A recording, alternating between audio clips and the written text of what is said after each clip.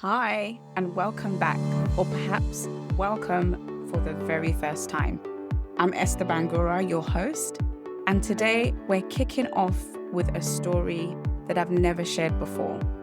Why I disappeared from coaching and social media for 22 months. So I'll be honest, I didn't just step back, I literally vanished. And in that time, a lot has transpired.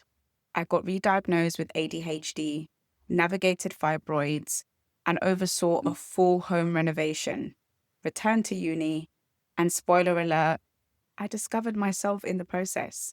So grab your cuppa because I'm about to share the truth behind the break, what I discovered, and why I suspect it might resonate with you too.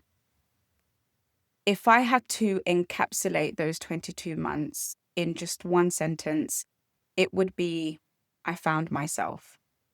Not in the, I went on a retreat to Bali kind of way, more like I had to confront myself, my health, my mind, my habits, and the unsustainable way that I was trying to juggle it all quietly while burning out behind the scenes.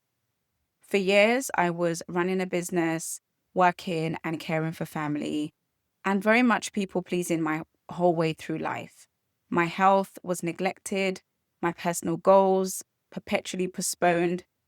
I was the queen of masking, smiling on Zoom calls while secretly feeling like I was drowning. Sound familiar? And then came my ADHD diagnosis. Well, my second diagnosis, technically. The first was back in 2018 when I stepped into a project manager role and began noticing signs of dyslexia, dyspraxia, and executive function challenges. At the time, I was formally diagnosed with dyslexia and noted as showing indicators of dyspraxia. But it wasn't until I returned to uni this year that I finally received a comprehensive assessment and the support that I genuinely needed. And here's the thing, when I saw that report, when I finally read those words on the page, I felt an overwhelming sense of relief. Like, so I'm not crazy. This actually clarifies why things that seemed effortless for other people can leave me completely depleted. What they don't tell you is how taxing the diagnostic assessment process can be. The pre-assessment form alone took me an hour to complete and left me mentally drained. The in-person assessment itself, which took place in central London, lasted for 2 hours. And afterward, I was utterly drained physically and mentally. It took me about 2 weeks to review the 25-page report properly, and then another 1 month to truly absorb and integrate what it meant for me. But here's the gift. It affirmed what I had felt my entire life. And it gave me permission to stop performing like I could handle everything all at once and to start honoring what I actually need. Life didn't exactly pause to let me process it all. In fact, the break was anything but quiet. 3 significant events shaped that season in ways I never expected. For 2 months, we moved out of our home whilst our house transformed into a full-scale building site. Surprisingly, I genuinely enjoyed project managing the entire process, selecting the tiles with my Spanish designer who lives in Australia, coordinating with the amazing builder that God blessed us with, and keeping things on track. But here's the funny part. To cut down on storage cost, we moved our entire house in the back garden. So I kid you not, we bought a massive Costco shed, and what we couldn't fit in the shed, we covered with a waterproof tarpaulin, the kind used on construction sites, and just prayed that it wouldn't rain sideways. Then came the fibroids. I discovered I had fibroids in 2018, 3 of them. The largest was about 3 centimeter big. Initially, doctors said there's nothing to worry about, but I wasn't convinced. So I joined a fibroid shrinking boot camp and I was able to lose 7 kg. The fibroids shrunk, and this shifted how I eat. So now I eat mainly 80% fruits and vegetables. I added herbal teas to my diet, detox foot baths, and even parasite cleansing to my routine. It turns out my stress hormones were off the chart. So now stress management isn't optional, it's non-negotiable. And just 2 months before enrollment closed, I made the decision to return to university. Not because I needed a degree to validate myself, but because I finally deserved the academic support I never had before my diagnosis. On the spiritual side, I spent more time in personal prayer, reading my Bible, and praying more intentionally with my husband at home. I found myself asking God some profound questions about my life, his purpose for me. I've been reflecting on past decisions and surrendering fears I'd been holding on to. My spiritual life has flourished during this break, and it continues to be the most transformative part of these 22 months. It's what has anchored me the most, I would say. And of course, all of this had a ripple effect, especially on my finances. Planning, organizing, procrastinating, memory challenges, they all rose to the surface.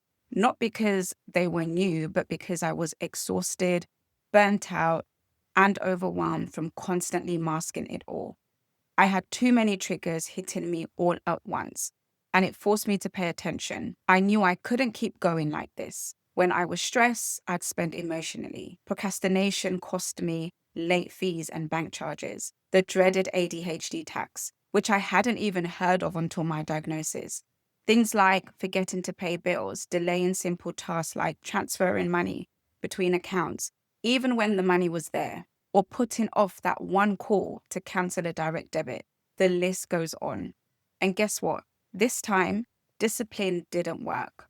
Budgeting didn't work. Self-criticism didn't work. Willpower didn't work. I leaned on debt to support my family, and I took a pay cut to work part-time to protect my health and to make space for study. It wasn't pretty, but it was my reality. After everything, the diagnosis, the break, the financial reckoning, here's what I want you to take away. I stopped trying to be like everyone else.